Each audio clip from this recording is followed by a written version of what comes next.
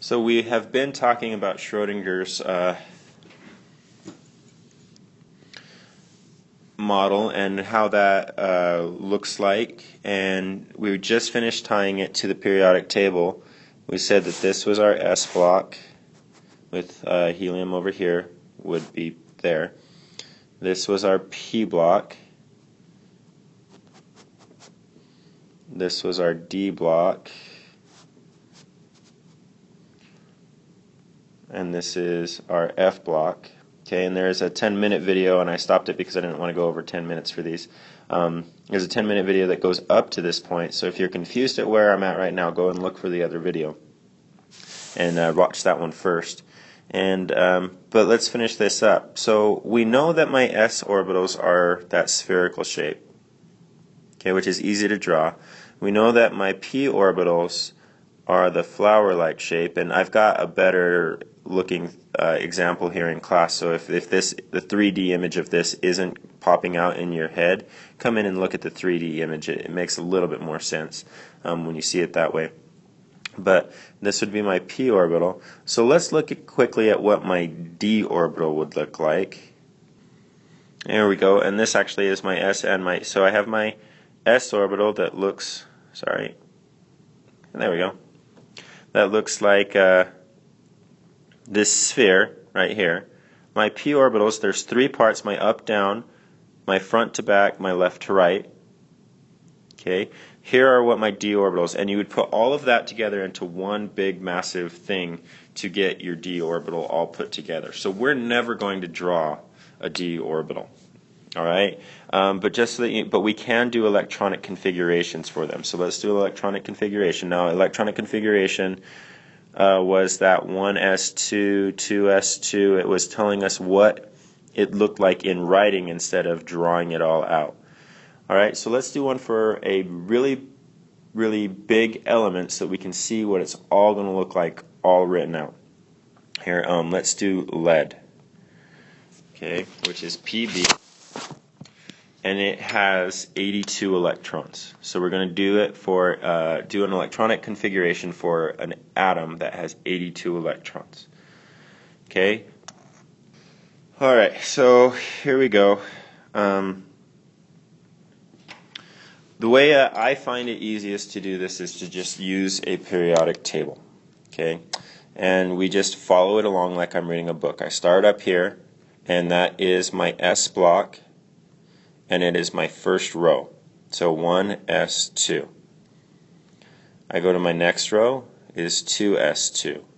I keep reading, and that is 2. It's in my second row, my second period, 2p, and there are 6. 1, 2, 3, 4, 5, 6 there.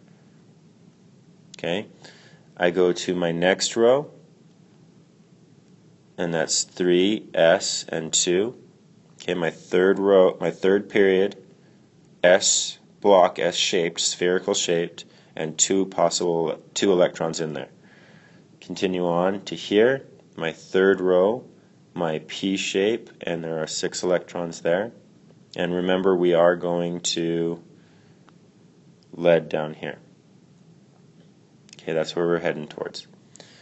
I go to my fourth row. Now, the next thing I run into is actually my D block. My D block follows a weird rule. Because of the amount of energy that it makes, it does not fit in the row that it's assigned in. So this is the fourth row, the fourth period, but it fits in the third energy level. Okay, so I'm going to go 3D, and then there are 1, 2, 3, 4, 5, 6, 7, 8, 9, 10. So 3D, 10. Next, I hit my P block again. So 4, because it's in my fourth row, P6. Come to the next one is 5S2. I come to my D block again, which is one less than the row. This is the fifth row, so it is 4D10 because it's that one less energy.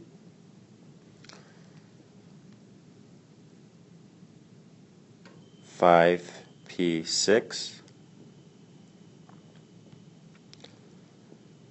6s2. Now, here we see these two boxes. What that is there for is to say that that is where these fit. If we look, this is 55, 56, 57. That is where this fits. This is 69, 70, 71. So if you split these two here, like this fits right there. So the next thing that we come to after I get done right here is my F block. My D block is 1 less than the period it's in. My F block is 2 less. So this would fit in the 6th period here. So this is going to be 4F 1, 2, 3, 4, 5, 6, 7, 8, 9, 10, 11, 12, 13, 14. Okay, so 4F14. Come back up, and I'm right here now. So that is 5D10.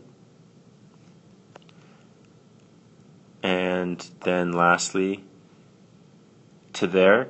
So I don't go all the way to 6 because I only have 2.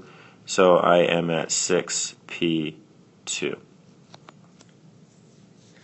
Okay, for my spins, all that I need to do my spins for are the last row that I did. Okay, so I would say that that is 6s2, 4f14, 5d10, and 6p2 because I didn't have enough to fill that p totally up. So then I would say that I have an upspin and a downspin in my S block. My F has 14, so there are 7 parts. 1, 2, 3, 4, 5, 6, 7. Upspins first, or downspins first. I guess it doesn't matter which one you do first, but fill it all in first, and then go back in and fill in your downspins. D has 10, so that means that there are 5 parts. We saw those 5 parts.